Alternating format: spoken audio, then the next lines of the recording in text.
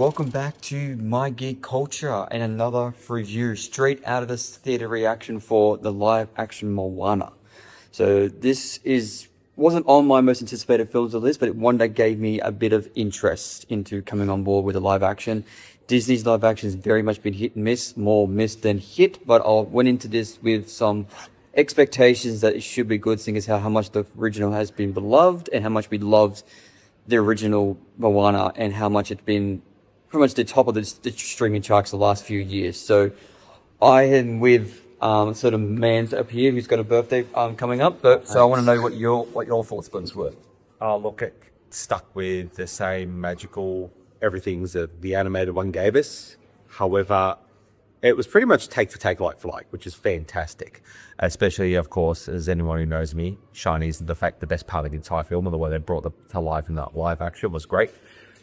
However, I had to drop a star off from my 4 stars of the original to 3.5 for this because of the certain way that they utilized the CGI with the green screen backdrops did take you out of the experience of the movie. However, it does get pluses on the side of the fact that unlike other live action remakes that they've done, they didn't add an extra 15 to 30 minutes, so then didn't feel dragged out.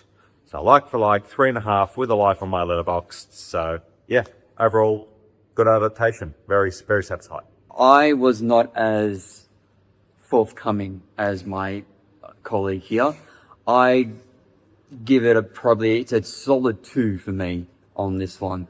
I did not like it in the ways of, I literally love the original, as I said, and I find the magic of that is what it's kept us going for this many, many years, and I found that this one did not capture it. There's the overabundance of CGI with you making you feel like majority, I would say 90% of the film making you feel like you're on a green screen or in the volume is really deters the film, and it drops it down a lot when it being it doesn't allow you to be immersed within the film.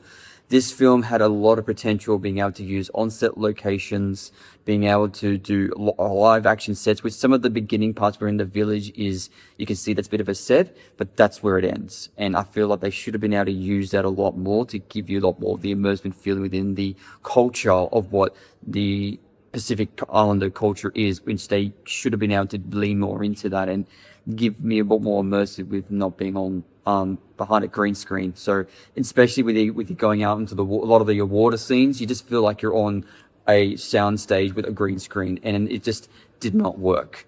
I still believe that the lead Australian actress, Catherine, I think her name is Catherine from Catherine Lagaya. Yeah, she was perfect as Moana. That is definitely a positive for me with that. I thought that she played the part to a T. She was beautiful as Moana.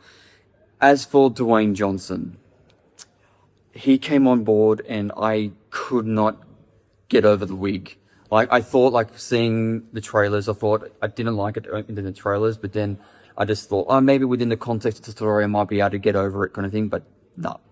The wig did not work, and I couldn't take him seriously, even though he had the interpretation of the character pretty well down, being a new version of Maui.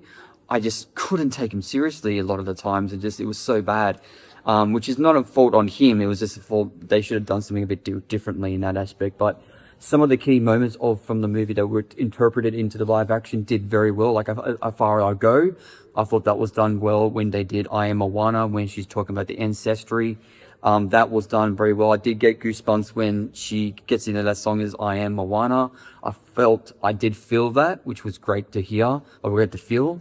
But other than that, it's just like, aside from the key moments, it was pretty much like my colleague said, it's a shot-for-shot remake of it, severely highly CGI'd, and it just took you out of the entire experience. So unfortunately, Disney, you have not done it work again. It's another live-action remake that it's gone down.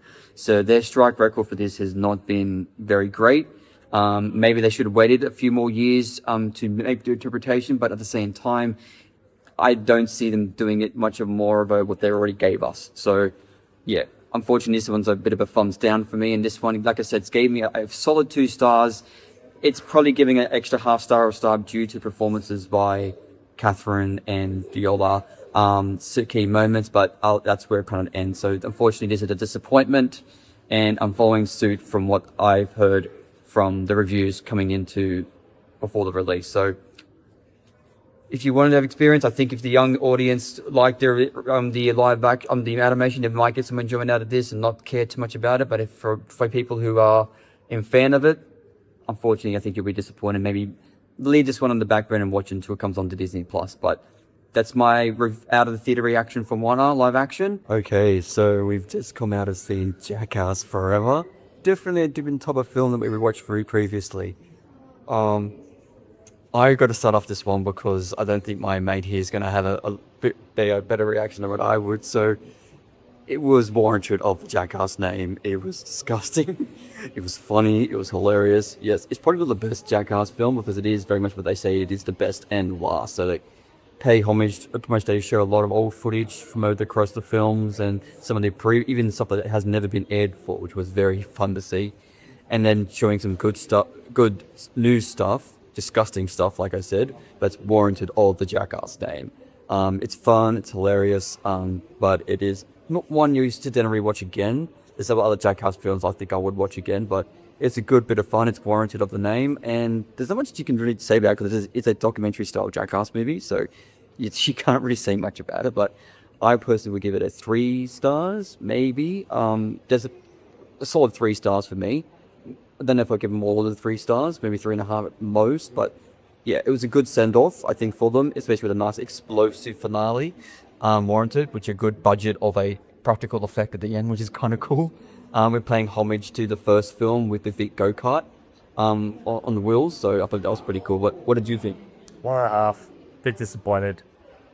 Look, I knew there was going to be some revisits of some of the great stunts, and that's fine, but the fact is, 75% is rehashing their old favorite scenes. Another 10%, 5 to 10% is some unaired clips, and then the other 10 to 15% also is just newer stuff. But yeah, kind of bummed out the fact that most of it's rehashed, and it's like, I think they would have been better off doing with what they did to the end part, and that was just having the montage of the best clips all together rather than re-showing them throughout the film. I would prefer it even maybe a 6 to 5 in a film of all new content with some unreleased stuff from the past than in rehashing as much as they did. But that's just me personally. I can sympathise with that. Like, I would have liked to have thought to put more new stuff into it. I would prefer a new Jackass movie with a whole brand new stunts and everything. It's a whole lot of rehash. Yeah, but it is what it is. But at the same time, it is in the title. It is best and last. So it's not like they didn't tell you what you're going in for.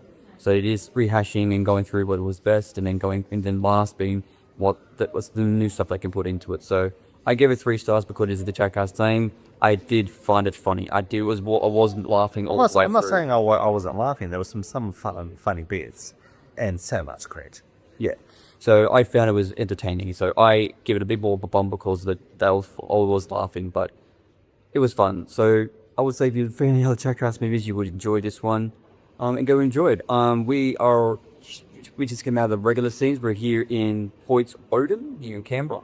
So it was a good cinema, but I found that towards the middle of it, there was a big scratch on the screen, but it didn't take us out of it because it's a Jackass movie, so it can't really take much more of it. So if you want to go experience Jackass for the last time in cinema, I will say go give it, and wouldn't eat anything. Maltesers are safe. Yeah, wouldn't eat anything big before going in. Let's just say that. That's all I'll say. No pizzas or hot chocolate or vanilla fudge sundaes. Yeah, keep that to the side. So, and words of the immortal Knoxville. Hi, I'm Giant Knoxville. Welcome to Jackass. And we'll catch you next time on My Geek Culture and the Review podcast.